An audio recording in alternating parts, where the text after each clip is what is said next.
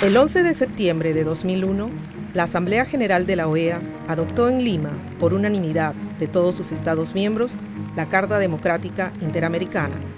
Esta resolución fue resultado de una solicitud que la Cumbre de las Américas, reunida en abril de ese año en Quebec, le hiciera a la organización regional. Esta carta es el último eslabón de un desarrollo pionero del sistema interamericano desde la adopción en Bogotá en 1948 de la carta por la que se constituyó la Organización de los Estados Americanos, OEA. El contexto era muy diferente del de décadas anteriores. The decade of the 90s was unique for the hemisphere. In South America, military regimes realized that modern societies were too complicated to be ruled with bayonets. In Central America, the Cold War, the proxy war between the United States and the Soviet bloc had worn itself out, and there was a sense that the only solution was not military, but political and democratic. La Carta Democrática aprovecha ese momento para definir que la democracia representativa es la suma de muchos elementos que la integran y enumera los esenciales, entre ellos el respeto a los derechos humanos y las libertades fundamentales, el acceso al poder y su ejercicio con sujeción al Estado de Derecho, la celebración de elecciones libres, periódicas y transparentes, el régimen plural de partidos y organizaciones políticas y la separación e independencia de los poderes públicos. Pero ello no bastaba. En muchos de los países de América del Sur, los países de América Central también estaban terminando largos periodos dictatoriales, generalmente terminados además en conflictos, guerras civiles muy dolorosas. Entonces, el primer trabajo en el marco de la OEA es: no queremos más los golpes militares. Ese fue el primer entorno, y sobre eso hubo un consenso a principios de los 90. Pero luego se fueron produciendo estas nuevas modalidades de alteración, y ahí se genera un nuevo consenso en la región. Tampoco queremos estas nuevas modalidades de alteración del orden constitucional. Esas nuevas modalidades tenían una forma específica. Gobiernos legítimamente electos eran los que subvertían la democracia. Así, la Carta contempló mecanismos para afrontar el caso de una amenaza, una alteración grave o incluso una ruptura del orden democrático. La defensa interamericana de la democracia es el concepto fundamental. También lo es la democracia como derecho de los pueblos de las Américas. Esos son los dos puntos en los cuales la Carta Democrática Interamericana introduce también fuertes innovaciones en cuanto a que no solamente es una responsabilidad de cada país defender la democracia en el hemisferio, sino que son todos los países responsables de la defensa de la democracia en el hemisferio y la Secretaría General. En los mismos instantes en que en Lima se aprobaba la Carta, el mundo se convulsionaba por los atentados en Nueva York y Washington. Al día siguiente, el mundo ya no sería igual. Gracias a la Carta, tampoco lo sería la manera en la que las Américas protegían la democracia. Los Estados miembros de la OEA se habían dado sólidos argumentos para defenderla conjuntamente. Los fundamentales son el compromiso por parte de todos los Estados americanos de aceptar estas modalidades por las cuales otros Estados pueden actuar para promover y inclusive la Secretaría General, para promover y consolidar la democracia en un Estado. Esto ha sido absolutamente pionero. Recién ahora, otros sistemas regionales están incorporando normas similares. A 2 décadas de su creación, las fortalezas de la Carta son claramente visibles. Bueno, la Carta Democrática Interamericana yo diría que tiene tres formas de aplicación.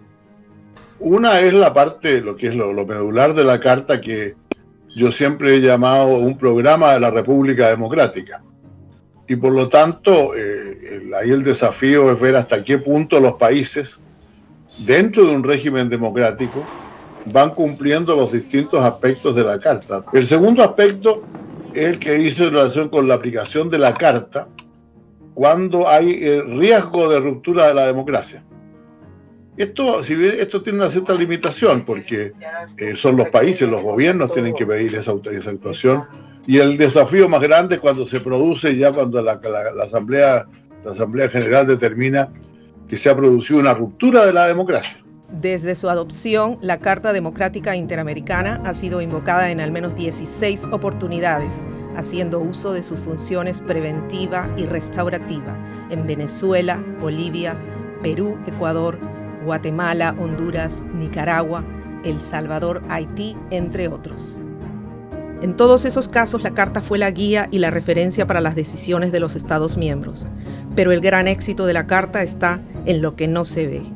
La Carta es una nueva expresión de valores y principios democráticos colectivos. La Carta Democrática es una suerte de constitución política, ética y moral del ejercicio de la democracia en el continente. Es única en el mundo porque no solamente defiende la democracia desde un punto de vista declarativo, sino también establece procedimientos precisos y puntuales para cuando existe alguna ruptura o amenaza al orden democrático, y le da también, tanto a los países miembros como al secretario general, instrumentos valiosos para poder actuar en situaciones de emergencia. Creo que la Carta Democrática, así lo hemos constatado, es una guía de acción para gobiernos, para ciudadanos, para partidos políticos, para empresarios, para todas las organizaciones de la sociedad civil, de cuál es la aspiración democrática en la que estamos todos inscritos. La vigencia de la Carta va sin duda de la mano de la vigencia de la democracia, que es esencialmente un trabajo en permanente construcción. Democracias perfectas todavía no las hay.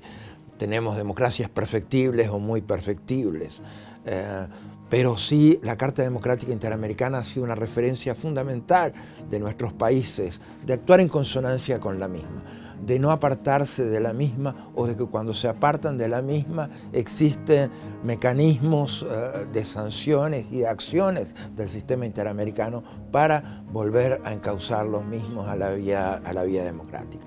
Es un trabajo permanente.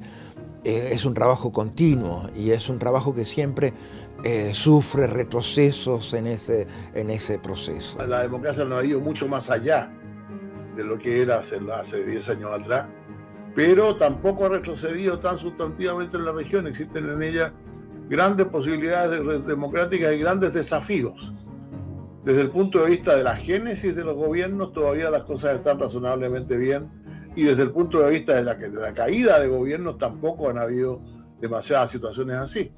Y efectivamente hay algunos problemas de derechos humanos y de democracia no resueltos, pero yo creo que en general la Carta Democrática Interamericana sigue vigente. Que la Carta está viva lo demuestra su adaptabilidad a las nuevas exigencias, como la de la igualdad de género. La Carta Democrática Interamericana es un instrumento poderoso, es un acuerdo entre los estados, que le da una ruta sobre los conceptos de democracia y que lo liga a un apellido poderoso que es la representatividad. Y justamente este concepto de representatividad de la Carta Democrática nos permite colocar esta reflexión feminista en términos de una democracia paritaria que nos permita accesar a los espacios y estar representadas en la misma dimensión que la población está constituida. Si somos la mitad de mujeres y la mitad de hombres, así debe ser el espejo de la representación. Un pasado exitoso y un presente vibrante no significan, sin embargo, un futuro asegurado. Prolongar la vigencia de la Carta en el futuro es obra de todas y todos. El mejor funcionamiento democrático implica democracias más eficientes. Si vamos en el camino de la Carta Democrática Interamericana, si todos nuestros países fueran en el camino de la Carta Democrática Interamericana, estaríamos definitivamente en el más pleno ejercicio de mejores democracias, de instituciones más fuertes y más eficientes. Para mí es esta Constitución de las Américas, hay que preservarla, hay que fortalecerla, hay que hacerla vigente en los hechos, en las acciones, en el compromiso de los países. Los contenidos están muy bien, son perfectos, son los justos, son los que corresponden a los estados de derecho democráticos que deben tener la región. Es el deber ser. Entonces es nuestro compromiso el de hacerla funcionar de la mejor forma y hacia eso debemos ir.